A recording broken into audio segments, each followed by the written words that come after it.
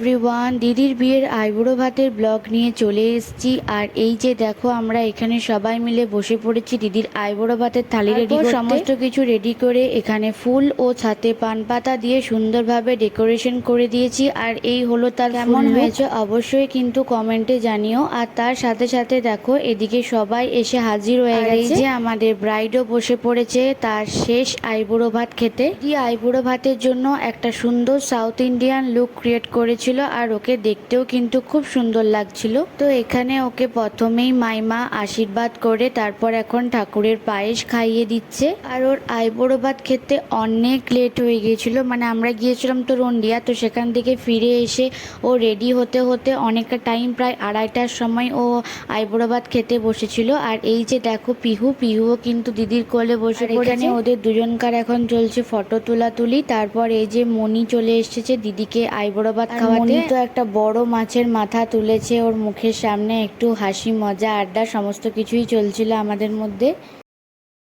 আর তারপর এখানে আমিও ওকে একটু খাইয়ে দিলাম। আর আমি তো তুলেছিলাম একটা বড় অনেক হাসি মজা আনন্দ ছবি তোলা হয়ে যাওয়ার পর এখানে একে একে সবাই মিলে ওকে আশীর্বাদ করে এখন পায়েস খাইয়ে দেওয়া হচ্ছে।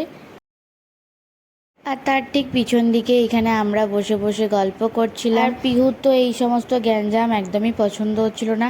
যাই হোক, এই আইবুড়ো ভাতের ক্লিপ কিন্তু আমার খুব বেশি নেওয়া হয়নি। আমাদের রাতে ছিল মেহেন্দি অনুষ্ঠান, আর সেই মেহেন্দির জন্য আমরা অনেকবার ধরে ডান্স প্র্যাকটিস করছিলাম, অনেক কিছু কাজে ব্যস্ত ছিলাম।